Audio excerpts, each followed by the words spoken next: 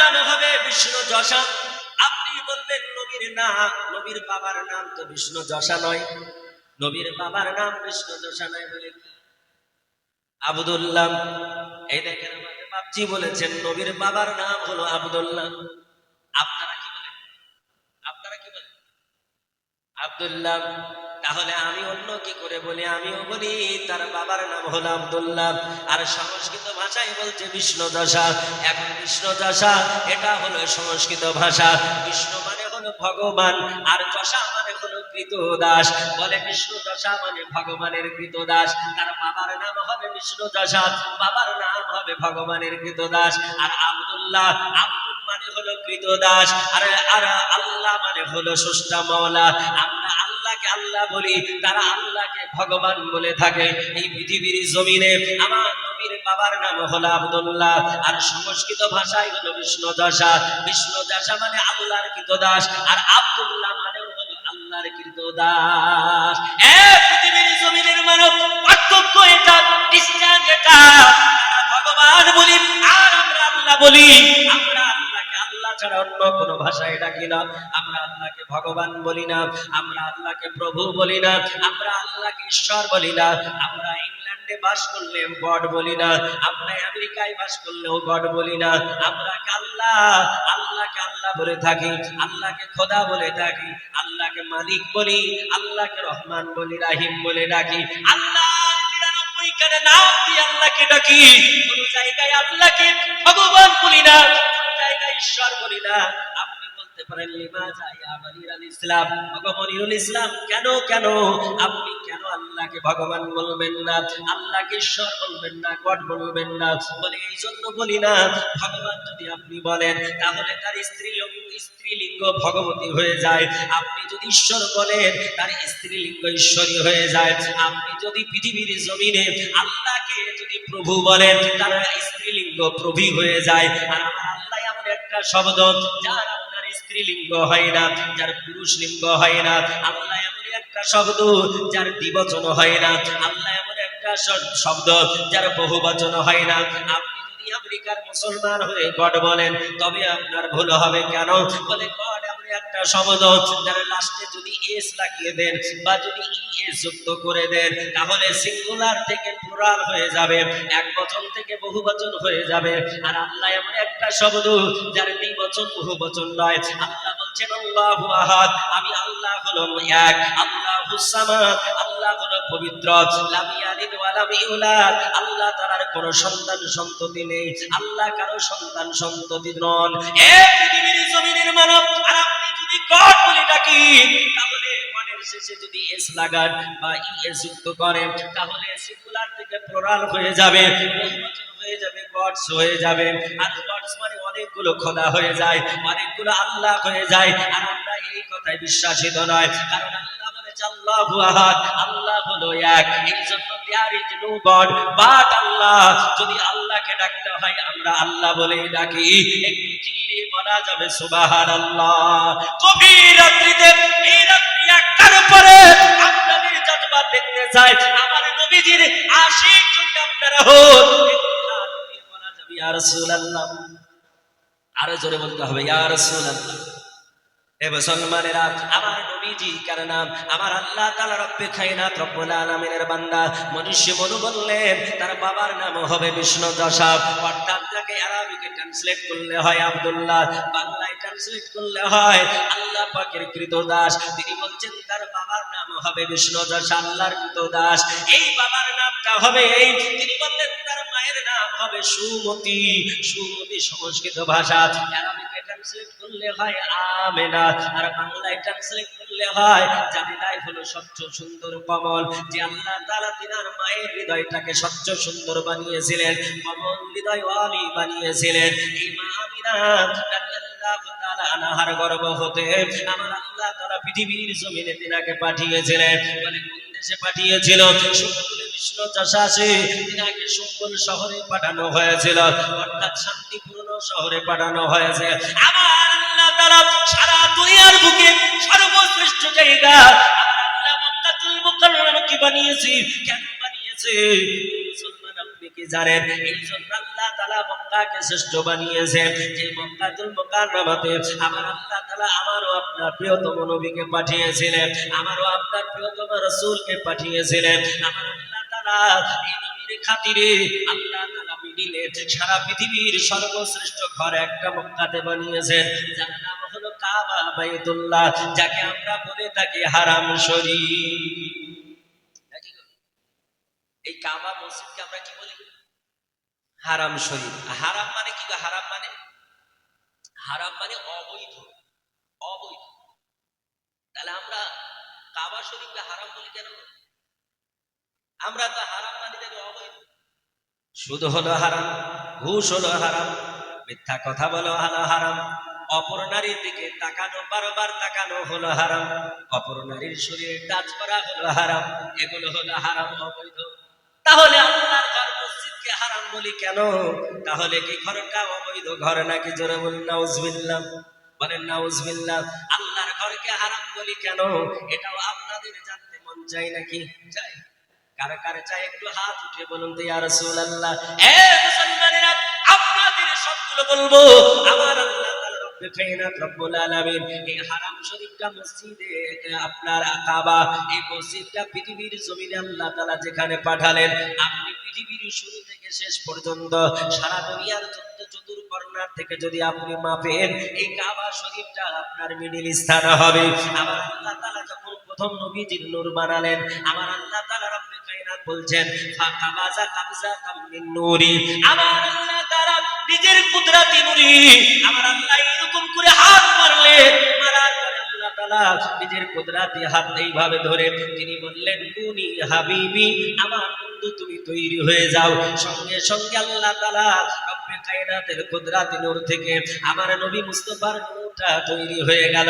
আমার আল্লাহ তাআলা রব্বে কায়নাত রব্বুল আলামিন এই নূরটাকে প্রথম তিনার কুদরতি নূর থেকে বানালেন।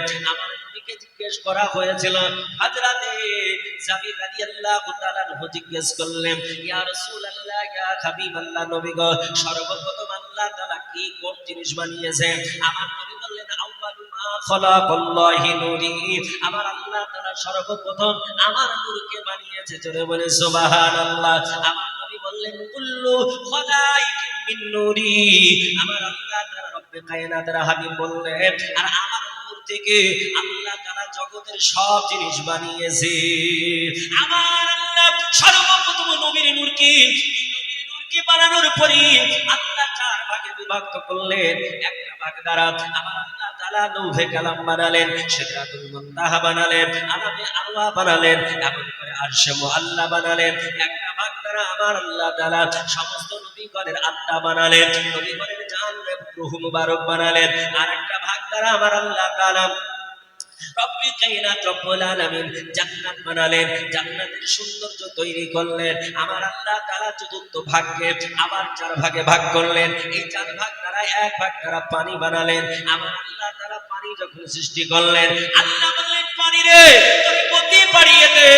পানি যখন গতি বাড়িয়ে দিল, আপনি যদি আটলান্টিক মহাসাগরে যান, প্রশান্ত মহাসাগরে যান, এমন করে যদি আপনি আন্দামানে যান, দেখবেন আপনার আরব মহাসাগর আর আটলান্টিক মহাসাগর দুটো একত্রিত হয়েছে। আমি গিয়েছিলাম আন্দামানে প্লেনে, জালসা। আল্লাহ পাক রব্বে কায়নাত রব্বুল আলামিন এই পৃথিবীর জমিনে এমন করে আপনার বানিয়ে রেখেছে।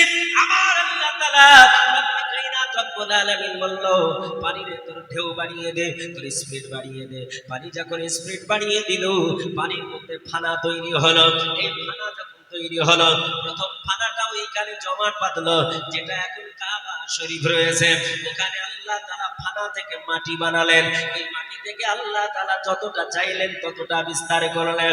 পৃথিবীর প্রথম মাটি আমার আল্লাহ কাবা শরীফের মাটিকে বানালেন। আর আমার আল্লাহ তাআলা কাবা শরীফকে পৃথিবীর আপনার মিডিল স্থান বানালেন। এই কাবা শরীফকে আল্লাহ তাআলা শ্রেষ্ঠ ঘর বানালেন। কাবা শরীফের ঠিক উপরে আল্লাহ তাআলা চতুর্থ আসমানে আবার একটা ঘর বানালেন, যার নাম হলো বাইতুল মামুর। আমার আল্লাহ তাআলা বলছেন বান্দারে, এই বাইতুল মামুর, এই মসজিদ কারা কত উন্নত মসজিদ তোমরা কি জানো?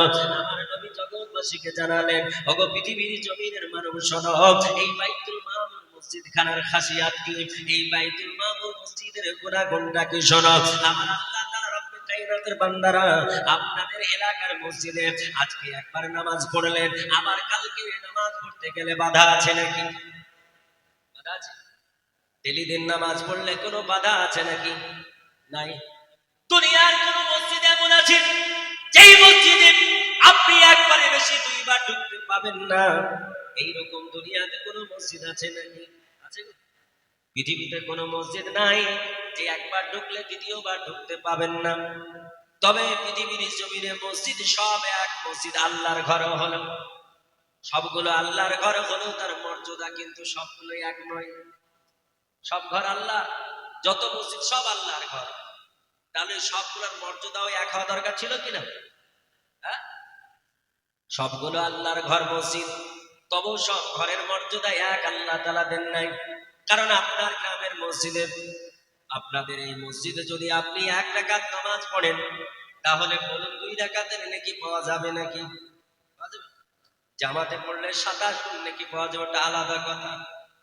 কিন্তু 1 রাকাত নামাজ পড়লি 2 রাকাতের নামাজ, তার নেকি পাওয়া যাবে বলে না? আপনি বলবেন হয়তো এখানে পড়লে হবে না। আমি আজকে রাত্রিতে আপনার আসলাম আপনাদের এখানে কলকাতা থেকে। কলকাতার নাগুদা মসজিদে গিয়ে যদি 1 রাকাত পড়েন, টিপু সুলতান মসজিদে যদি 1 রাকাত নামাজ পড়েন, আমি জলসা করতে গিয়ে কতদিন কত রাকাত পড়ি, আপনারা ইচ্ছা করলেন একদিন গিয়ে 1 রাকাত পড়বো, 10 রাকাতের নাকি হবে? হবে নাকি? হবে না। আপনার মনে বললো এই কলকাতায় নামাজ পড়লে হবে না, তবে সম্রাট শাহজাহানের তৈরি মসজিদ, ওই শাহজাহানি মসজিদে যদি দিল্লির জামে মসজিদে 1 রাকাত পড়া যায়, তাহলে 2 রাকাতের নাকি মনে হয় পাওয়া যাবে? যাবে না? দিল্লির জামে মসজিদে যদি 1 রাকাত নামাজ পড়েন, 2 রাকাতের নাকি আপনি পাবেন না। এমন করে যদি আপনি আজমিরে চলে যান, রাজস্থানের মাটিতে আজমিরে যাবার পর সম্রাট আকবরের মসজিদ তৈরি করা, ওই আকবরের মসজিদে যদি আকবরী মসজিদে 1 রাকাত নামাজ পড়ে, তবে আল্লাহ তাআলা 2 রাকাতের নেকি দেবে না। আপনি মনে করলেন আকবর তো একটা তেমন ধার্মিক ছিল না, তবে ভারতবর্ষে যাকে জিন্দা পীর বলা হয়, যাকে জিন্দা ওলি বলা হয়, যার নাম সম্রাট ঔরঙ্গজেব, যিনি আপনার একখানা পৃথিবীর জমিনে কিতাব দিয়ে গেছেন সারা উম্মতে মুহাম্মাদীর উপকারিতা, সারা উম্মতে মুহাম্মাদীর কল্যাণের জন্য, যার নাম ফাতওয়ায়ে আলমগীর নাম দেওয়া হয়েছে। এই সম্রাট শাহজাহানের ছেলে সম্রাট ঔরঙ্গজেবের তৈরি মসজিদে খারাপ, যেটা আপনার কাশ্মীরের প্রান্তরে রয়েছে।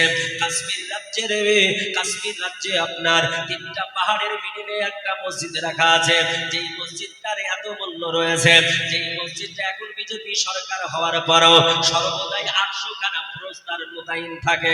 যে সরকার আসুক না কেন, ওই মসজিদটাকে চতুর্দিক ঘিরে 800 খানা প্রস্তারা থাকে, 800 খানা মিলিটারি থাকে। এই মসজিদের এত গুণাগুণ কি আছে যে এই মসজিদটাকে চতুর্দিকে 800টা ফৌজ ঘেরাও করে রাখে? আজকে বিজেপির সরকার থাক না কেন, কংগ্রেসের সরকার থাক না কেন, জোট সরকার থাক না কেন, ভারতের যে সরকার থাকুক না কেন, ওই সম্রাট ঔরঙ্গজেবের মসজিদখানা এমন করে আপনার সিকিউরিটি দেওয়া আছে। বলে এই মসজিদটার গুণাগুণ এত কেন? আপনি শুনলে অবাক হবেন। সম্রাট ঔরঙ্গজেব আমার নবী মুস্তাফার আশিক দেওয়ানা ছিলেন। সম্রাট ঔরঙ্গজেব তিনি নবী পাক সাহেব রোজার আশিক ছিলেন। মক্কাতুল মুকাররমা থেকে আমার নবীজি সাল্লাল্লাহু তাআলা আলাইহি সাল্লাম তিনার চুল মুবারক নিয়ে এসে ওই মসজিদে সংরক্ষণ করে রেখেছি। জোরে বলো। এই জন্য সারা ভারতে সবচাইতে দামি ওই মসজিদটা, যে মসজিদটায় 800 খানা মিলিটারি বাহিনী সর্বদাই ঘেরাও করে রাখেন। আপনি বলবেন এই মসজিদে কি 1 রাকাত নামাজ পড়লে 2 রাকাত সওয়াব পাওয়া যাবে? বলে না। পৃথিবীর জমিনে আপনি যেখানে পড়ুন না কেন, বাংলাদেশে পড়ুন, চাই আপনি এমন করে নাইজেরিয়াতে পড়ুন, এমন করে রাশিয়াতে পড়ুন, এমন করে চেচনিয়ায় বসনিয়ায় পড়ুন, এমন করে মালয়েশিয়ায় পড়ুন, পৃথিবীর জমিনে যেখানে পড়ুন 2 রাকাতের নেকি হবে না। তবে শুনে রেখে দিন, জেনে রেখে দিন, আল্লাহর ঘর একটা আছে যার নাম হলো কাবা বাইতুল্লাহ। এই কাবা বাইতুল্লাহ হারাম শরীফে পৃথিবীর কোন মুসলমান নর নারী যদি 1 রাকাত নামাজ পড়ে, আবার আল্লাহ তাআলার হাবিব বললেন 1 রাকাত নামাজের বিনিময়ে আল্লাহ তাআলা 1 লাখ রাকাতের নেকি দিয়ে দেবে।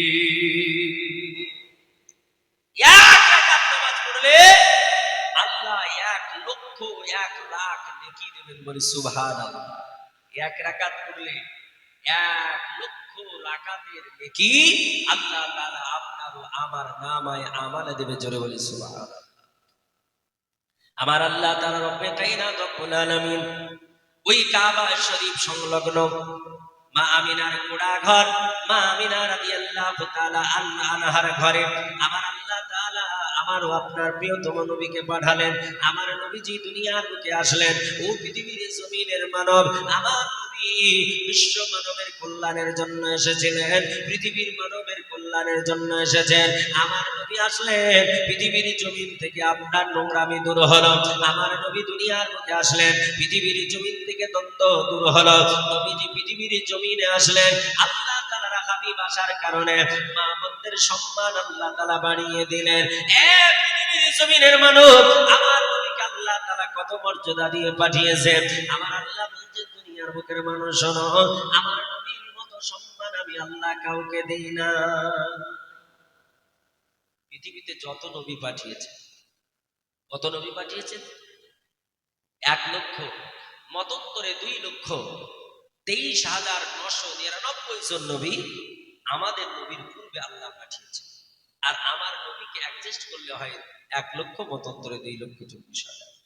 নবীজির পূর্বে 1,00,000, মতান্তরে 2,23,999 জন নবী আল্লাহ এই পৃথিবীতে পাঠিয়েছিলেন। এদের মধ্যে আল্লাহ তাআলা 25 জন নবীর কোরআন পাকে নাম দিয়েছেন, জোরে বলে সুবহানাল্লাহ। একটু জোরে বলে সুবহানাল্লাহ। ওই নবীগুলা কার? ওই নবীগুলা কারা? ওই নবীগুলোর নাম কি? ওই নবীগুলোর মর্যাদা আল্লাহ তাআলা আমার নবীর আগে দিয়েছেন আর পরে। আমার আল্লাহ তাআলা এই কোরআন পাকে নাম দিয়েছি হযরতে আদম সফিউল্লাহ। আল্লাহ কোরআনে আদমের নাম ডেকেছেন, আল্লাহ ঈসা আলাইহিস সালামের নাম বলেছেন, আমার আল্লাহ তাআলা উজাইরের নাম বলেছেন।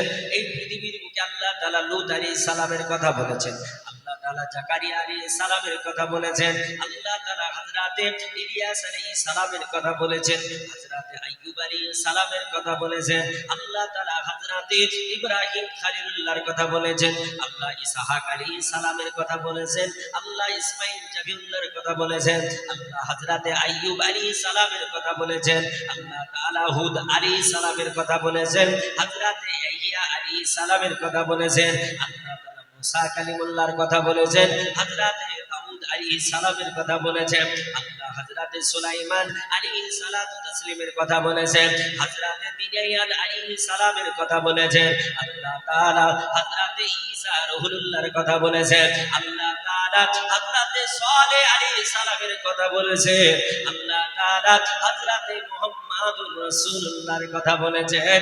কোরআন পাকে আল্লাহ তাআলা 25 জন নবীর নাম দিয়েছেন। আমার আল্লাহ তাআলা এই 25 জন নবী কোরআন পাকে নাম দিয়েছে।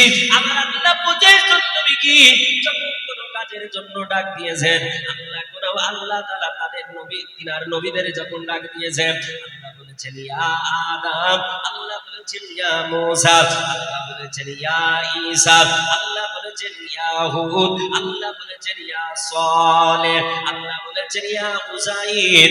এইরকম করে আল্লাহ তাআলা ডাক দিয়েছেন। কিন্তু আমার নবীর নাম যখন আসলো, আমার রাসূলুল্লাহর নাম যখন আসলো, কোরআন শরীফে কোথাও দেখাতে পারবেন না আমার আল্লাহ বলেছে ইয়া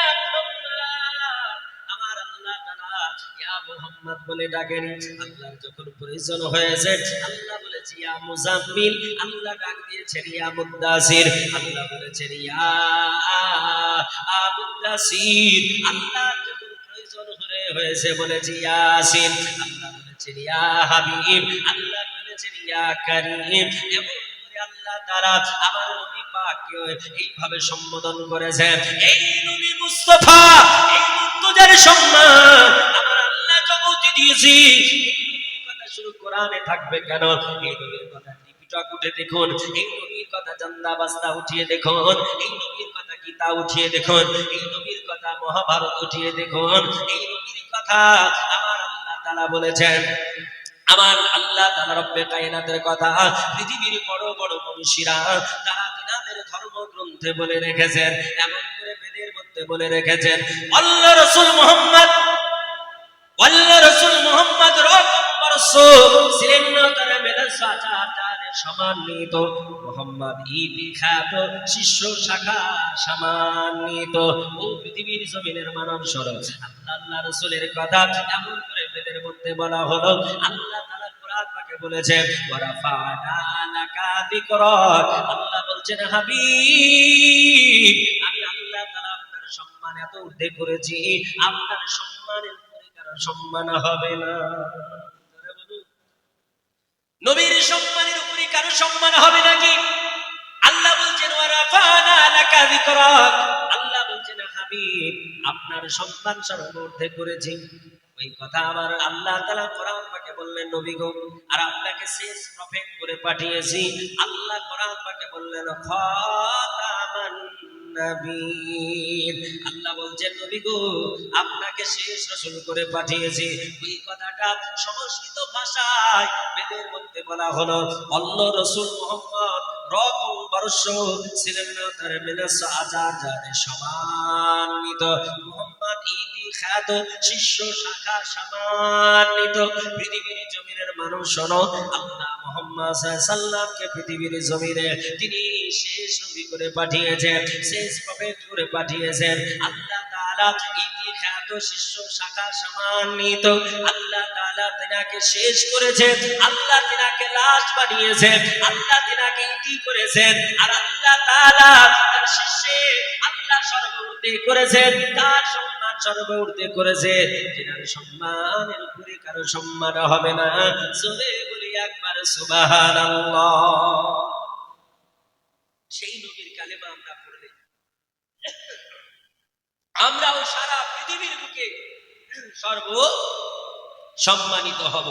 কারণ আল্লাহ তাআলা বলছেন, এই নবীর যারা উম্মত তাদের সম্মান আমি এত দিয়েছি, এই নবীর উম্মতের সম্মান বনি ইসরাইল গোত্রের নবীদের সমতুল্য করেছি। জোরে বলে সুবহানাল্লাহ। আমাদের নবীর উম্মতের কিছু উম্মত এমন আছে যাদের সম্মান বনি ইসরাইল গোত্রে নবীদের মতো সম্মান আল্লাহ দিয়েছেন। জোরে বলে সুবহানাল্লাহ। তাহলে এই মুসলমান আমাদের মহা মূল্যবান যেটা কালেমা, তার নাম হচ্ছে লা ইলাহা ইল্লাল্লাহু মুহাম্মাদুর রাসূলুল্লাহ সাল্লাল্লাহু আলাইহি সাল্লাম। আল্লাহ ছাড়া কোনো মাবুদ নেই, আর মুহাম্মদ সাল্লাল্লাহু আলাইহি সাল্লাম আল্লাহ পাকের প্রেরিত রাসূল। এই কালেমা পড়লে জান্নাত পাওয়া যাবে কি যাবে না? জোরে বলুন, যাবে কিনা? নবী বলেছেন কি? হযরত আবু হুরায়রা রাদিয়াল্লাহু তাআলা আনহু তিনি বর্ণনা করেছেন, মান ক্বালা লা ইলাহা ইল্লাল্লাহ ফা দাখালাল জান্নাহ। যে ব্যক্তি লা ইলাহা ইল্লাল্লাহু মুহাম্মাদুর রাসূলুল্লাহ পড়লো, সেই ব্যক্তি হলো জান্নাতি। জোরে বলি সুবহানাল্লাহ। এই কথাটা আপনার বেদের মধ্যে লেখা আছে। এই কথাটাই কি বলা হয়েছে? লা ইলাহা হরতি পাপম ইল্লু ইলাহা পরমপাদম ওপি তাজ ওপি নামে মুহাম্মদ রাসূলান। যদি কেউ লা ইলাহা ইল্লাল্লাহ বলে, ও পৃথিবীর জমিনের মানব শোনো, লা ইলাহা ইল্লাল্লাহ মানে আল্লাহ ছাড়া কোনো মাবুদ নেই। সংস্কৃত ভাষায় বলা হলো লা ইলাহা ইল্লা ইলুহু ইল্লা ইলাহা পরমপাদম, লা ইলাহা হরতি পাপম ইল্লু ইলাহা পরমপাদম। যদি কেউ লা ইলাহা ইল্লাল্লাহ বলো, তাহলে ওই রবের তুমি নৈকট্যকারী হয়ে গেলে। আর ইল্লু ইলাহা পরমপাদম আল্লাহ ছাড়া কোনো উপাস্য নেই, এটা যদি বিশ্বাস করে নাও, তাহলে তোমার গুনাহ আল্লাহ তাআলা মোচন করে দিল। আর বলা হলো তাজবি নামে মুহাম্মদ, আর মুহাম্মদ সাল্লাল্লাহু আলাইহি সাল্লামের নাম যদি জপো, তাহলে তুমি স্বর্গীয়বাসী অর্থাৎ জান্নাতি হয়ে গেলে। সুবহানাল্লাহ। আজ আমরা আছি কোথায় মুসলমান? আমরা আল্লাহ আল্লাহ রাসূলের কথা জানতেও চাই না, শিখতেও চাই না। আমরাও এখন শুনে শুনে মুসলমানকে আজকে এইখানে আপনি জলসা না দিয়ে একটা বিচিত্রা অনুষ্ঠান দিতেন, তো দেখতেন ভোর রাত্রি পর্যন্ত সামিয়ানা নেই ঘুরে, আকাশ থেকে শিশির ঝরছে, ওর উপরে বসে আছে। সকালবেলায় যখন যাত্রা শেষ হলো, ফাংশন শেষ হলো, তখন উঠে দেখছে শুধু উপর ভিজে নাই। এটা বন্ধ, আমি নিব না, আমি ঘামলেও নিব না। আচ্ছা, তো উপর ভিজেছে, ভোরের বেলায় উঠে দেখছে যে নিচও ভিজে গেছে। কি ব্যাপার, উপর ভিজবে তো নিচ ভিজলো কি করে? ভালো করে দেখছে, ও বসে আছে পিছের দিকে আর একজন মেশিন চালিয়ে দিয়েছে, বুঝছেন না? মিঠুন এসেছে স্টেজে, অমিতাভ এসেছে, স্টেজ ছেড়ে কি যাওয়া যায়? হিসু লেগেছে তো ওখানেই ছেড়ে দিয়েছে মেশিন, বুঝছেন কিনা? এখন মেশিন স্টার্ট করে দিয়েছে, সামনের লোক ভিজে কাদা হয়ে গেছে, কিন্তু ওর হুঁশ নেই, কারণ তো দেখছে অমরেশ পুরীকে নাকি মিঠুনকে, ওদিকে টাইম লস করে দিচ্ছে, এনার্জি সেই দিকে আছে। সকালবেলায় যখন উঠছে, আরে উপর ভিজলো তো শিশির পড়ে, নিচ ভিজলো কি করে? ভালো করে দেখছে আমার পিছের দিকে মেশিন স্টার্ট শুরু হয়েছে, বুঝছেন কিনা? এই করে দিয়েছে। নাপাক জায়গায় বসে, নাপাক জায়গায় বসে সারা রাত্রি মুসলমান কাটিয়ে দেয়। ও মুসলমান শোনো, ওই নাপাক জায়গায় যদি তোমার মরণ হয়ে যায়, নাপাক অবস্থায় মৃত্যু হবে। ওই অবস্থায় যদি তোমার মৃত্যু হয়ে যায়, তুমি আল্লাহর জাহান্নামী, আল্লাহ জাহান্নামে যাবে, তাতে কোনো সন্দেহ নাই। আর কোরআনের মাহফিলে যদি বসে মৃত্যু হয়ে যায়, জেনে রেখে দাও আল্লাহ তাআলা তোমার জন্য জান্নাত রেডি করে রেখেছে। কারণ আল্লাহ নবী বলেছেন, যারা শিক্ষা করতে করতে পৃথিবী ছেড়ে চলে যায়, শিক্ষা করতে করতে দুনিয়া থেকে চলে যায়, আল্লাহ নবী বললেন ফি সাবিলিল্লাহ, সেজন্য আল্লাহর রাস্তায় মৃত্যুবরণ করলো। মাদ্রাসায় যেমন শিক্ষা হয়, ওটা একটা শিক্ষা প্রতিষ্ঠান, আর এই জলসার মাহফিল হলো একটা শিক্ষালয়। এটাও একটা শিক্ষালয়, বিদ্যালয়, এটাও একটা শিক্ষা প্রতিষ্ঠান, ঠিক কিনা? এখানে যতক্ষণ থাকবেন ততক্ষণ আল্লাহ পাকের রহমত থাকবেন। আল্লাহ তাআলা কোটি কোটি ফেরেশতা এইখানে মোতায়েন করে দিয়েছে, যে এখানে কোটি কোটি রহমতের ফেরেশতা আপনার আমার উপরে টানা বিছায়া রয়েছে। এখানে যদি কারো মৃত্যু হয়ে যায়, জেনে রেখে দেন আল্লাহ তাআলা আপনাকে জান্নাতি বানাবে। আর জান্নাত কত সুন্দর জায়গা, জান্নাত কত সুন্দর আল্লাহ তাআলা বানিয়েছে। হায়রে গরিব মানুষ, প্রতিদিন দুধ আমার ভাগ্যে জুটে না, প্রতিদিন মধু আমার ভাগ্যে জুটে না, প্রতিদিন স্বচ্ছ পানি মিনারেল ওয়াটার আমার ভাগ্যে জুটে না। আমার আল্লাহ বলছে, বান্দা রে, চিন্তা করিস না, শুধু আমি আল্লাহ আমাকে স্মরণ করে আয়, আমি আল্লাহ আমাকে বিশ্বাস করি আয়, আমি আল্লাহ তোর জন্য জান্নাতে কত মধু বানিয়েছি জানিস? ওই গাছের চাকে মধু খুঁজতে যেতে হবে না, গরুর কাছে দুধ দিতে যেতে হবে না। আল্লাহ বলছেন, কোরআন পাকে আল্লাহ ঘোষণা দিয়েছেন, আল্লাহ বলছেন ওয়া তাজরি মিন তাহতিহাল আনহার। আল্লাহ বলছেন, বান্দারে, আমি জান্নাতের বুকে, জান্নাতের ভিতরে একটা নদী বানিয়ে রেখেছি। ওই একটা নদী এমন বানিয়েছি, একটাই নদী হবে, আর একটা নদীতে চার চারটা তরল পদার্থ আমি চালাবো। জোরে বলুন সুবহানাল্লাহ। একটা নদীতে চারটা তরল চলবে? এই চলবে গো? একটাই নদী, এই নদীতে দুধ চলবে, টাটকা সর্বদাই দুধ, টাটকা গরম দুধ চলবে। আচ্ছা, দুধ ঠান্ডা খাওয়া ভালো না গরম খাওয়া ভালো? কারণ জান্নাতে তো গরম গরম দুধ থাকে। কেন গরম এত আহমিয়াত কেন? গরম খাওয়া ভালো না ঠান্ডা খাওয়া ভালো? সেটি সাহেব বলছেন গরম খাওয়া ভালো। গরম খাওয়া ভালো কেন? আল্লাহ তাআলাও তিনি গরম, টাটকা গরম দুধ রাখবে। গরম দুধ খাওয়া কেন ভালো? বিজ্ঞানকে জিজ্ঞেস করুন, বিজ্ঞান আল্লাহ তাআলা রব্বে কায়নাতের কালামকে রিসার্চ করে তারাও বলে দিল, গরম দুধ যদি আপনি খান, গরম দুধ যদি পান করেন, তাহলে আপনার শরীরের রক্তগুলো ফিল্টার হয়ে যায়।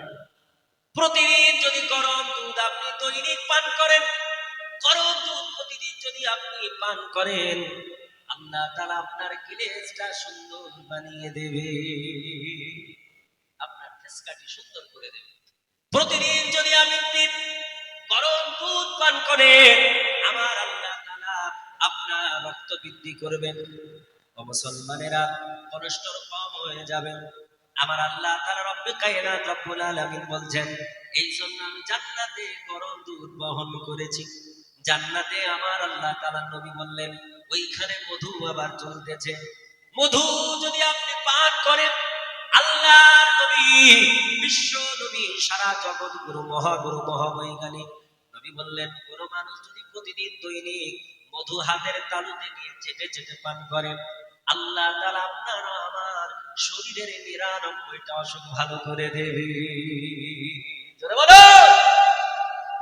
আজকে বর্তমান পৃথিবীতে যারা অমুসলমান, যারা বেধর্মী, সেই হিন্দু খ্রিস্টান বৌদ্ধ শিখ জৈন যেই হতে পারে, এরা আপনার আমার নবীর কথাটা গ্রহণ করলো, আর আমরা মুসলমান হয়ে নবীর কথা নিতে পারলাম না।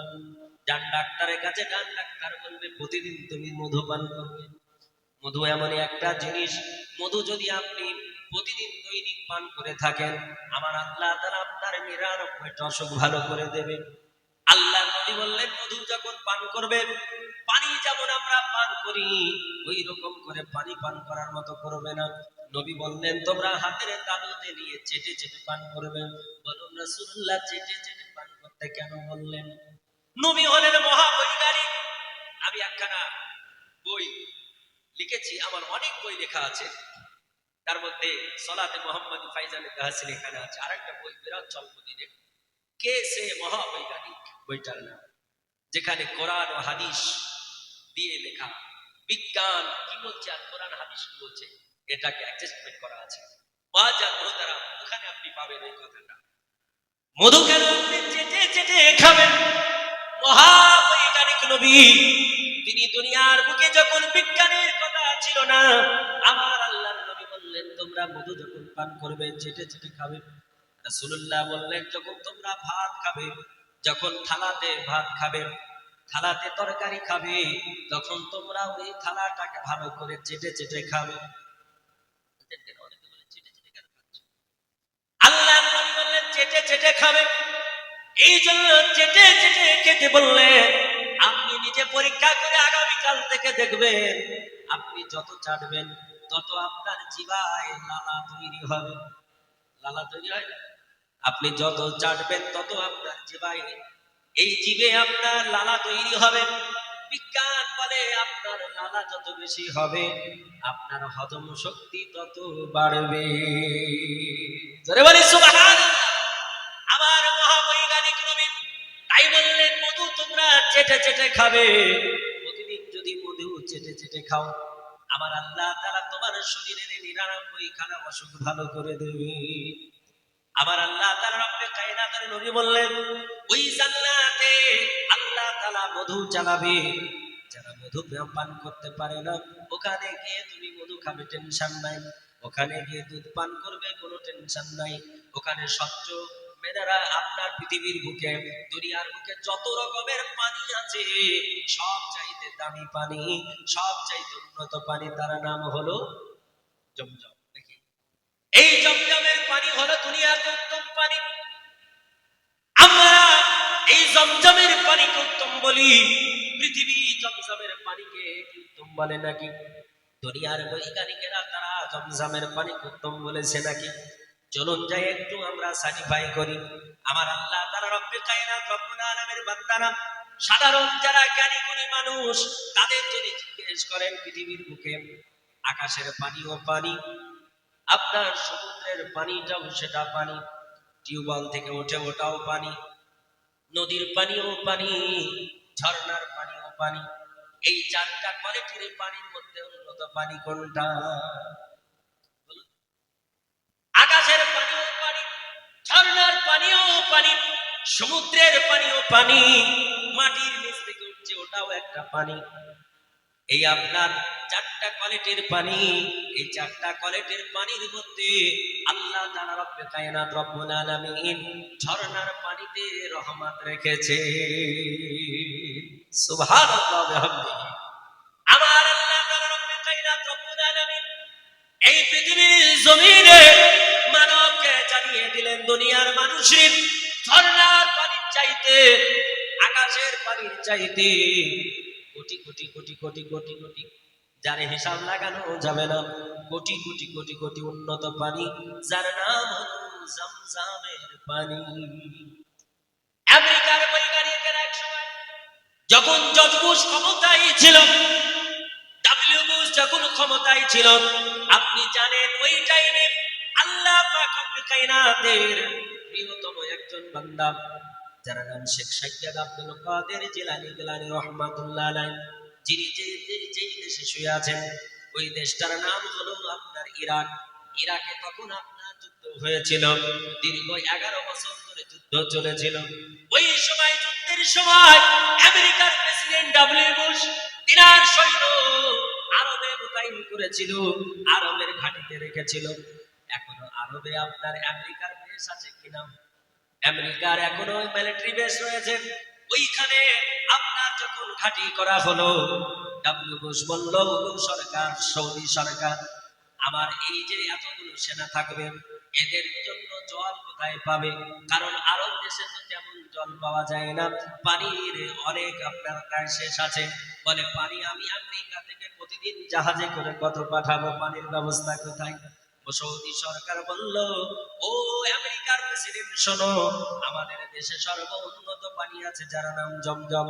প্রেসিডেন্ট অট্টহাসি হেসে বলেছিল, তোমাদের ওই জমজমের ইতিহাস পড়ে দেখেছি, ওই যে জমজম কত হাজার বছর আগেকার কুয়া বলা যায় না, যে কুয়াটা কোনোদিন পরিষ্কার করা হয়নি, যেই কুয়াটা কোনোদিন পরিষ্কার পরিচ্ছন্ন করা হয়নি, যেই কুয়াতে কোনোদিন মেডিসিন দেওয়া হয়নি, যেই কুয়া কবে খনন করেছে আর কোনোদিন সংস্কার করা হয়নি, এই কুয়ার পানি আমার সেনারা খেয়ে অসুস্থ হয়ে যাবে, এই কুয়ার পানি আমি খেতে দেব না। তারা বলল, যদি তাই হয়, যদি এই কুয়ার পানি ছাড়া অন্য কুয়ার পানি না থাকে, তাহলে শুনে নাও সৌদি সরকার, আমি ওই কুয়াটাকে একটু সংস্কার করতে চাই। কুয়ার পানি সমস্ত আমি উঠিয়ে দিয়ে সুন্দর করে খনন করে আবার কিছু মেডিসিন দিয়ে সুন্দরভাবে কুয়ার পানিটা আবার পান করার যোগ্য বানাবো।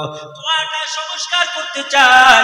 সৌদি প্রেসিডেন্ট সিল মেরে দিল, সৌদি প্রেসিডেন্ট আপনার সিল মেরে দিল, সই করে দিল, বলে আপনি তাই করুন।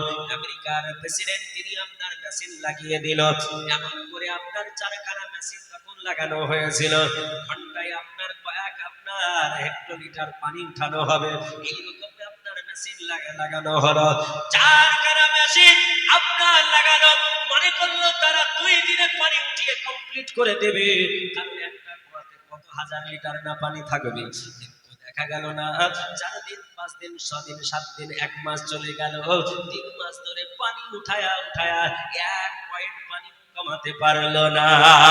জোরে বলো সুবহানাল্লাহ।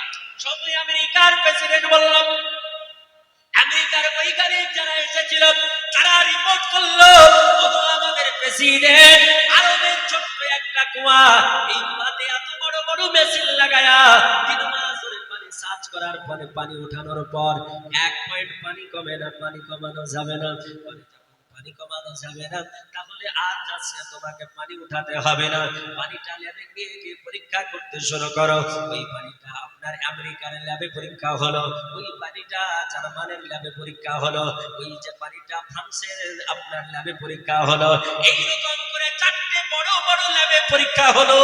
4টে দেশের বড় বড় ল্যাবে পরীক্ষা করার পরে তারা সবাই রেজাল্ট দিল, প্রেসিডেন্ট শোনো, ডব্লিউ শোনো, পৃথিবীর বুকে যত উন্নত পানি আছে, ওই পানির চাইতে কোটি গুণ বেশি এতে ফ্যাট ভিটামিন রয়েছে। জোরে বলি একবার সুবহানাল্লাহ। এমন একটা জমজমের পানি, যেই পানিতে ফ্যাট আছে, যেই পানিতে ভিটামিন আছে, যেই পানিতে ক্যালসিয়াম আছে, যেই পানিতে আপনার আয়রন শরীরে যেটা দরকার ওটা রয়েছে, যেই পানিতে সমস্ত রকমের পদার্থ আছে। আমার আল্লাহ তাআলা কায়নাত রব্বুল আলামিন হযরত ইসমাঈল জাবিল্লাহর পায়ের আঘাতে যে পানি বানালেন, সারা দুনিয়ার বুকে এই পানি উন্নত হলো। এই পানি জমজমের পানি যত উন্নত, এর চাইতে কোটি গুণ উন্নত পানি আল্লাহর জান্নাতে থাকবে। এ মুসলমানেরা, তাহলে আল্লাহর জান্নাত এত সুন্দর, যেই জান্নাতে আপনি যখন প্রবেশ করবেন, মধু পান করবেন, এমন করে দুধ পান পান করবেন, পানি পান করবেন, যত ইচ্ছা ফল খাবেন, আপনার যেটা মনে চাইবে পারতে হবে না, আপনাকে গিয়ে বলতে হবে না। কাশ্মীরে যখন আপনার এমন করে হিমাচল প্রদেশে যখন গেলাম, রাস্তার ধারে আপনার আপেল গাছ, সুন্দর সুন্দর আপেল, সেগুলো যে আপনার জানো মাটিতে পড়ে আছে, মাটিতে পড়ে আছে সুন্দর সুন্দর আপেল, যেগুলো আমাদের এখানে দেখা যায়। তো আমি আমরা কয়েকজন ব্যক্তি ছিলাম, একটা বাগানে গেলাম ঘুরতে, মুসলিম শেঠ ছিলেন, সুন্দর সুন্দর পড়ে আছে। তা আমাদের মধ্যে একজন বলছে যে হুজুর ওটা কুড়াবো? না না, কুড়ানো যাবে না, পরের জিনিস না বলে নেওয়া যাবে না। তো যখন সেটা আসলো, আমি বললাম साहब नीचे गिरी हुई जो सेब है उसको खा सकते हैं क्या? नहीं नहीं नहीं नहीं नहीं नहीं, वो जहर है, उसको जहर है, नहीं नहीं वो खराब है, बिल्कुल खराब है, फेंक दीजिए फेंक दीजिए। আমাদের এখানে ছোটা फेंक दे फेंक दीजिए फेंक दीजिए। হ্যাঁ, তো তারপরে গাছ থেকে সুন্দর আপেল উনি পেড়ে দিলেন, আমরা কয়েকজনে খেলাম। সুবহানাল্লাহ, কত টেস্টি! হ্যাঁ, সুবহানাল্লাহ। ওই যে আপেল, হিমাচল প্রদেশের আপেল, কাশ্মীরের আপেল যে টেস্টি, এর চাইতে কোটি কোটি কোটি কোটি গুণ টেস্টি আপেল আল্লাহর জান্নাতে থাকবে। সুবহানাল্লাহ।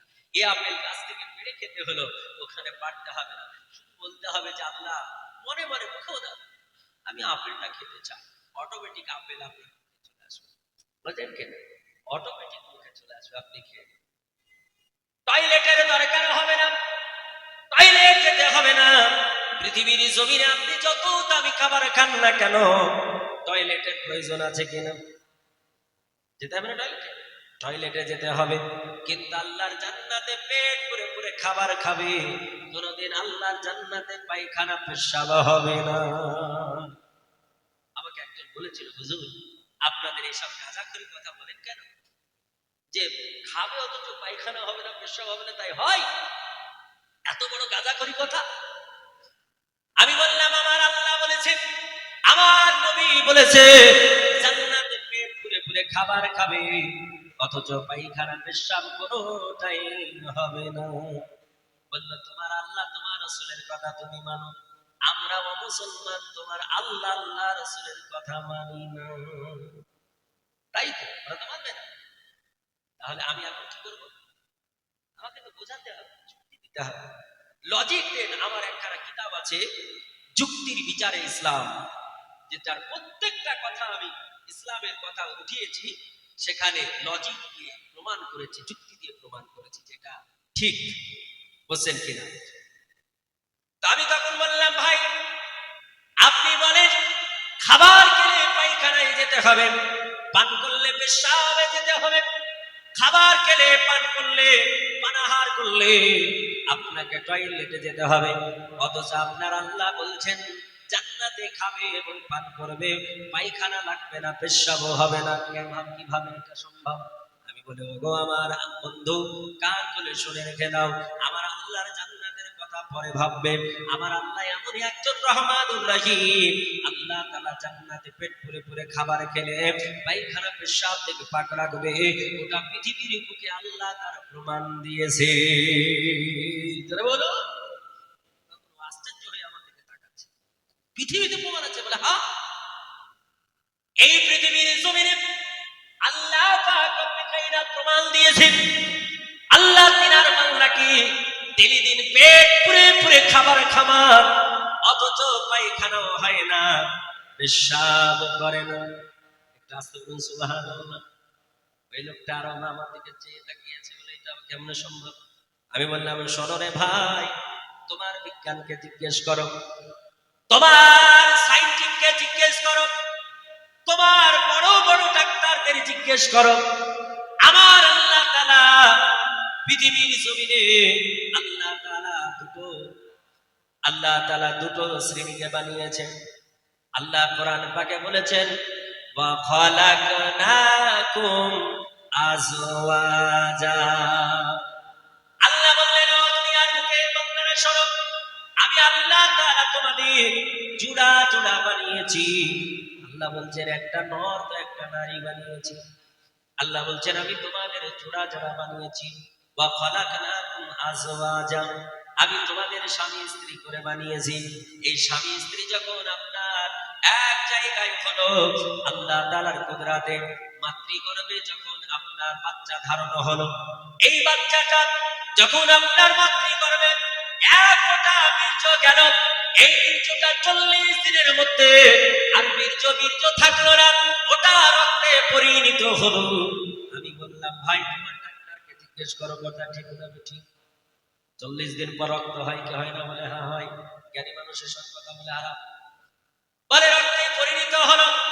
আমার নবী বললেন 40 দিন যখন পার হলো, যখন 90 দিন হয়ে গেল, 3 মাস হয়ে গেল, তখন ওইটার পুরো ফেম পুরো বডি আল্লাহ তৈরি করে জান দিয়ে দিল। মায়ের পেটে বাচ্চা 3 মাস যখন হয়, ওই বাচ্চাকে আমার আল্লাহ তাআলা জীবন দিয়ে দেয়। আর বলেন, যার জীবন আছে তার খাবার লাগবে কি লাগবে? যার জীবন আছে খাবার লাগবে কি লাগবে না? যার জীবন আছে তার খাবার লাগবে। পৃথিবীর মানুষরা ভাবুক, পৃথিবীর মানুষ ভাবুক চাই না ভাবুক, পৃথিবীর সরকার ভাবুক চাই না ভাবুক, আল্লাহ তাআলা সেটা ভেবে রেখেছে। আমার আল্লাহ তাআলা একটা জীবনের পেছে আল্লাহ তাআলা তিনি খাবার আগে রেডি করে রেখেছেন। এখন মায়ের গর্ভে যখন বাচ্চা আপনার 3 মাস হলো, ওই বাচ্চাটার পেট পুরে পুরে খাবারের দরকার। আল্লাহ তাআলা রব্বে কায়নাত রব্বুল আলামিন তিনার ওই বান্দা বা বান্দি পেটে যেই থাক না কেন, ওই বাচ্চাটা ফিমেল হতে পারে, আবার মেলও হতে পারে। ওই বাচ্চাটা আমার আল্লাহ পাক রব্বুল কায়নাত রব্বুল আলামিন বাচ্চাটার নারীর সঙ্গে মায়ের নারীটা আল্লাহ তাআলা অ্যাডজাস্ট করে দিল। ডাক্তার বলে, যখন পেটে বাচ্চা আসবে তখন তোমরা বেশি বেশি করে তোমরা লাল কালার হলুদ কালারের ফল খাবে, হলুদ কালারের ফল খাবে, সবুজ শাক বেশি বেশি খাবে, তোমরা ভিটামিন যুক্ত খাবার খাবে। মা এদেরকে ডাক্তার এমন করে ফর্মুলা দেয়, বলে এগুলো মা খাবে তো বাচ্চার কি লাভ হবে? বলে মা যত ভালো খাবার খাবে, আমার আল্লাহ তাআলা মায়ের খাবারটা রক্তই পরিণত করে আল্লাহ তাআলা ওই বাচ্চার পেটে দেবে। আমার আল্লাহর বান্দারা, পৃথিবীর জমিনে যে মা যত ভালো খাবার খায়, দেখবেন তার বাচ্চা তত ভালো হয়। কারো বাচ্চা জন্ম নেয় 3 কিলো ওজন হয়, কারো 4 কিলো হয়, কারো 4.5 কিলো হয়, কারো আবার 1.5 কিলো। তফাৎ এটাই, খাবার প্রোটিনের অভাব। এবার শুনুন, আজকে একটা কথা বলে যাই আপনাদের, আমাদের বাচ্চাগুলো ফর্সা হয় না কেন? আপনার বাচ্চা ফর্সা হবে কি করে শুনুন, আপনার বাচ্চা সুন্দর হবে কি করে শুনুন। আমার মহাবৈজ্ঞানিক নবীজি বলেছেন, আপনার কাছে দুনিয়ার বুকের থিওরি থাকতে পারে, না থাকতেও পারে। আমার আল্লাহ তাআলা রব্বে কায়নাতের হাবিব বললেন, যখন কোন নারীর পেটে বাচ্চা আসবে, যখন কোন নারীর পেটে সন্তান আসবে, তখন সর্বদাই তাকে ভালো ভালো সুন্দর জিনিস দেখতে হবে, সুন্দর জিনিসের দিকে তাকাতে হবে। আর দিনে কমসে কম 2 বার করে ডাবের জল পান করতে হবে। দিনে 2 বার কমসে কম ডাবের জল পান করতে হবে। আর আপনাকে বেশি বেশি সুন্দর জিনিসের দিকে তাকাতে হবে, নইলে সুন্দরকে নিয়ে কল্পনা করতে হবে। হুজুরের চেহারা পেঁচা, হুজুরের চেহারা নেপালি মার্কা, ওই দিকে যদি হুজুরের দিকে মন দেন, বাচ্চাও এরকম কিছুটা হয়ে যাবে। যার জন্য সবসময় সুন্দর চেহারার দিকে খেয়াল করতে হবে, সুন্দর জিনিস দেখতে হবে, সুন্দর নিয়ে গবেষণা করতে হবে। আর ডাবের জল 2 বেলা খেতে হবে, ফল বেশি বেশি খেতে হবে, বিশেষ করে হলুদ কালারের ফলগুলো বেশি বেশি খেতে হবে, সবুজ কালারের শাকগুলো বেশি বেশি খেতে হবে। যদি আপনি এগুলো মেনটেন করেন, তার মধ্যে একটা জান্নাতি ফল আছে যার নাম হলো বেদানা। আমরা বলি না বেদানা, আনার। এই বেদানাটা বেশি বেশি খাবেন, দেখবেন তোমার সন্তান, তুমি যদি কালো হও তবু তোমার সন্তান ফর্সা হবে, সুন্দর সুশ্রী হবে। আর তোমার সন্তান যদি আল্লাহওয়ালা বানাতে চাও, তোমার সন্তান যদি বৈজ্ঞানিক বানাতে চাও, ইঞ্জিনিয়ার করতে চাও, আমার আল্লাহর নবী বললেন, যখন পেটে বাচ্চা আসবে তখন নারীরা শোনো, তোমরা বেশি বেশি করে লেখাপড়া করবে। যদি লেখাপড়া না জানো তাহলে কলম ধরে একটু ঘোরাবে, যদি লেখাপড়া না জানো তাহলে বই খুলে একটু পড়া পড়ার ভান করবে, তাহলে দেখবে তোমার সন্তান সুশিক্ষিত হবে। কিন্তু আমাদের মায়েরা, আমাদের বোনেরা বর্তমান এই মডার্ন জামানার মায়েরা পেটে বাচ্চা, 6 মাসের বাচ্চা নিয়ে, 8 মাসের বাচ্চা নিয়ে মা আমার সারা রাত্রি সারাদিন ফ্রি ফায়ার খেলে যায়। মা বোনেরা খেলছে, আমার মা বোনেরা পেটে বাচ্চা নিয়ে বলে সময় কাটে না। এই জন্য বলতেছে নাটক দেখতেছে, সিনেমা দেখতেছে, ছায়াছবি দেখতেছে। মালদা, আপনাদের কত মালদা নাকি? মালদা সুজাপুর, সুজাপুর কতটা? সুজাপুরে একটা প্রোগ্রামে এসেছিলাম, একটা মেয়ে কান্না করতে করতে এসে বলছে হুজুর, মাহফিল শেষে বলে হুজুর একটা তাবিজ দিয়ে দেন, একটা দোয়া দিয়ে দেন। আমি বললাম কেন রে মা? বলছে মা তোমার তাবিজ কি হবে? বলে বাবা, ওগো মনিরুল ইসলাম চতুর্বেদী, আমার সন্তান উঠতে গালি দেয়, বসতে গালি দেয়, আমার সন্তান আমাকে মারতে যায়। আমি বলবো মা রে, তোমার সন্তান তোমাকে কোনোদিন গালি দেবে না, তোমার সন্তান কোনোদিন তোমায় মারবে না, যদি তুমি সন্তানকে তৈরি করতে পারো। মা পেটের মধ্যে বাচ্চা নিয়ে তুমি যদি সিনেমা দেখো, পেটের মধ্যে বাচ্চা নিয়ে যদি নাটক দেখো, পেটের মধ্যে বাচ্চা নিয়ে যদি আরেকজনের সঙ্গে ঝামেলা করো, এপারে একটা মেয়ে এপারে একটা মেয়ে, বুঝতে কিনা চলছে একদম। অনেক দেখা যায় গ্রামগঞ্জে গুলো। মা তোমার পেটে যখন বাচ্চা থাকবে, তোমার মুখটাকে সাবধান করে নাও, তোমার কানটাকে বন্ধ করে নাও। বলে কান বন্ধ করবো মানে? বলে অশ্লীল ভাষা থেকে, নোংরা গালি থেকে তোমার কানটা সাবধান করো, বন্ধ করো। তোমার কানে যেন কোনো রকমের নোংরা কথা না শোনে, তোমার কানে যেন কোনো রকমের গালি না আসে, আর তোমার মুখ দ্বারা যেন অশ্লীল ভাষা না প্রয়োগ হয়, তোমার মুখ দ্বারা যেন গালি গুলাজ না বের হয়। তোমার মুখকে সাবধান করো, তোমার কানকে সাবধান করো। সকালবেলায় ফজরের নামাজ পড়ে কোরআন তেলাওয়াত করো, সবার পূর্বে কোরআন তেলাওয়াত করো, আল্লাহর জিকির করো। আমি তোমাকে 100 গ্যারান্টি দেব, ওই সন্তান কোনোদিন তোমায় গালি দেবে না, ওই সন্তান কোনোদিন তোমাকে মারবে না। আমি বলেছিলাম মারে তোমা দিয়ে তাবিজ দিয়ে লাভ হবে না, মাদুলি দিয়ে কবজ দিয়ে লাভ হবে না। মা পেটে যখন বাচ্চা তোমার ছিল, তখন তোমাকে দোয়া দিতে হলো, তাবিজ দিতে হলো। বলে হুজুর কত তাবিজ করেছি হাতে। আমি বললাম মা তুমি কথাই বুঝলে না আমার, আমি বলতে চাই ওই মাদুলি পরার কথা বলি না, আমি বলতেছি তাবিজ মানে তোমার মুখটাকে বন্ধ রাখতে হতো, কানটাকে সাবধান করতে হতো, আর আল্লাহর কালাম কোরআন পড়তে হতো, আল্লাহর কালাম কোরআন তেলাওয়াত করতে হতো, হাদিস বেশি বেশি করে রিসার্চ করতে হতো, ভালো ভালো মানুষের জীবনী পড়তে হতো, তাহলে জানতে তোমার ছেলে আল্লাহওয়ালা হয়ে যেত। এ মা একটা না দিলে পারি না, তবে রাত্রি অনেক গভীর হয়ে গেছে, বলবো না ছেড়ে দেবো? বলবো গো? আমার দূরে যারা বাপজি আছেন তারা বলছেন ছেড়ে দেবো নাকি?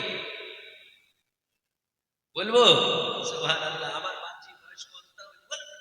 বলেন না বাপজি আমার শোনার চাঁদ। তো যাই হোক, সুবহানাল্লাহ। তবে রাত্রি অনেক হচ্ছে তো, কষ্ট পাচ্ছে, যার জন্য আর বেশি আমি বলবো না, মাত্র কয়েকটা কথা বলে শেষ করে দেবো। কারণ আপনারা বলছেন বলেন, অনেকজন আছেন যিনারা দিনের বেলায় পরিশ্রম করেছেন, ক্লান্ত হয়ে আছেন, যার জন্য তিনাদের অসুবিধা। কয়েকটা কথা বলে ইনশাআল্লাহ শেষ করব। মা ভালো হলে ছেলে ভালো হবে, মা জান মহতারাম। আর এই ভালো হতে গেলে গাইডলাইন ফলো করতে হবে। গাইডলাইন যদি ফলো না করেন তাহলে সন্তান কি করে হবে, তাই না? মা জান মহতারাম, আমাদের বই পুস্তক বেশি বেশি পড়তে হবে। আপনার সন্তান কিভাবে মানুষ করতে হবে, আপনি সন্তান পেটে ধারণ করবেন তখন সুসন্তান কিভাবে হবে, আপনি কিভাবে পাক পবিত্র তাহেরা থাকবেন। আপনি নামাজ পড়লেই যে আপনার নামাজ হবে তা নয়, নামাজের নিয়ম কানুন আপনাকে জানতে হবে, ওযুর ফরজ জানতে হবে, গোসলের ফরজ জানতে হবে। অনেক মা বোন আছেন, অনেক মা বোন আছেন যারা গোসলের ফরজ এখনো জানেন না। আমি ত্রিপুরায় কিছুদিন আগে জালসায় গিয়েছিলাম, ত্রিপুরা আগরতলা। যখন আগরতলা এয়ারপোর্টে নামলাম, ওখান থেকে ওনারা নিয়ে গেলেন, নিয়ে গিয়ে ট্রেনে চেপে আবার অনেকটা রাস্তা অতিক্রম করে গেলাম ধর্মা নাগার, জায়গাটার নাম ধর্মা নাগার, ত্রিপুরা। তো ধর্মা নাগার থেকে যখন আবার 4 চাকায় চাপলাম, তখন আলোচনা হচ্ছে ওখানকার লোকের সঙ্গে। আলোচনা হতে হতে কথা আস্তে আস্তে এই কথা একটা আসলো, অনেক কথার মধ্যে একটা কথা চলে আসলো যে আমি বললাম অনেক বর্তমান মুসলমান আমরা 60 বছর 70 বছর হয়ে গেছে, 4টে 5টা সন্তান, অথচ আমরা ফরজ গোসল জানি না। তাহলে আমাদের চরিত্র পাল্টাবে কি করে? আমরা চরিত্রবান হব কি করে? নাপাক অবস্থায় যদি আবার সন্তান জন্ম দিই, তাহলে ওই সন্তানটা ভালো হবে? হ্যাঁ, অসম্ভব। তো আমি বললাম, তো উনি বলছেন হুজুর গোসল করা তো সবাই জানে। আমি বললাম তা ঠিক বলেছেন, গোসল তো সবাই জানে। আচ্ছা, আমি বললাম চাচা বলুন তো ফরজ গোসল আপনি কিভাবে করেন? ফরজ গোসল, ফরজ গোসল কাকে বলে? যখন নাইট ফলস হয়, স্বামী স্ত্রী যখন সহবাস করেন, তখন আপনার গোসল যেটা তাকে বলা হয় ফরজ গোসল। এগুলো আমাদের জানা অতি প্রয়োজন। তিনি বলছেন কেন? যে জায়গায় নাপাক লাগলো ওই জায়গাটা ধুয়ে দেব, তারপরে পুরো শরীরটাকে ভালো করে ধৌত করে নিলাম। আমি বললাম শরীর ভালো করে কিসে, টিউবওয়েলে না ট্যাপে ধৌত করবেন? বলে টিউবওয়েলে হোক আর ট্যাপে হোক আর পুকুরে ধৌত করলেই তো হবে। আমি বললাম ভাই, আমি বললাম বাপজি, আপনি যদি আরব মহাসাগরে, আটলান্টিক মহাসাগরে, প্রশান্ত মহাসাগরে যদি সারা দিন সারা মাস ডুবতেন তো পাক আপনি হবেন। তার মানে ডুব দিলেও হবে না? বলে না, প্রশান্ত মহাসাগরে যদি মাছের মাছ ডুবতেন তাও আপনি পাক হবেন। বলে কারণ? বলে চাচা ওটাই গোসলের যে ফরজ এটা আপনাকে জানতে হবে। গোসলের 3টা ফরজ, এই 3টা ফরজ আপনাকে আগে জানতে হবে। তার পূর্বে আপনার নাপাকটা দ্রবীভূত করবেন কি করে সেটা জানতে হবে। নাপাকটা লেগে থাকলে কোন জায়গায় কতটা থাকলে কতটা পরিমাণ আপনাকে পরিষ্কার করতে হবে, এটা আপনাকে জানতে হবে। এসব কথা আমরা তো জালসা জুলসে বলি না, আর বলাও সম্ভব হয় না। কারণ যখন এসব কথা ওপেন বলবো তখন নিজকেও একটা প্রেস্টিজ মনে হয়, যারা শ্রোতা তিনারাও বঞ্চিত হন। কিন্তু আসলে এগুলো জানা অতি প্রয়োজন। যার জন্য আমি একখানা কিতাব লিখেছি এই বিষয়ে। আমার বেশ কয়েকখানা কিতাব লেখা আছে আপনাদের দোয়ায় আল্লাহর রহমতে। তার মধ্যে একখানা কিতাব লিখেছি সালাতে মুহাম্মাদি ফাইজানে তাহসিনি, যেটা আপনার জীবন আদর্শকে আপনার ফলো করে আমার কিতাব লেখা। আপনি গোসল কিভাবে করবেন, ওযু কিভাবে করবেন, নাপাক থেকে পাক কিভাবে হবেন, ইস্তেঞ্জা কিভাবে করবেন, আপনি ওযু কিভাবে বানাবেন, গরমের সময় গোসল কিভাবে করবেন, শীতের সময় কিভাবে করবেন, ট্যাপ টিউবওয়েলে গোসলের পদ্ধতি কেমন আর পুকুরের গোসলের পদ্ধতি কেমন, সবটাই এক নয়। আপনি ফাঁকা ময়দানে গেলেন, কোথাও পানি নেই, আপনি আপনার প্রয়োজন হলো পায়খানা টয়লেটের প্রয়োজন হলো, হতেই পারে, আপনি পাক হবেন কি করে? আপনি বললেন ঢিলা দিয়ে পাক হয়ে যাব। আমি বলবো শীতের সময় ঢিলাটা কোন দিক থেকে প্রথম টানবেন আর গরমের সময় কোন দিক থেকে টানবেন, এগুলো কঠিন থেকে কঠিন আপনার ফাইসালা। এইরকম হাজারো কথা আপনি আপনি পাবেন এবং নামাজের পুরো কথা আপনি পাবেন সালাতে মুহাম্মাদি ফাইজানে তাহসিন।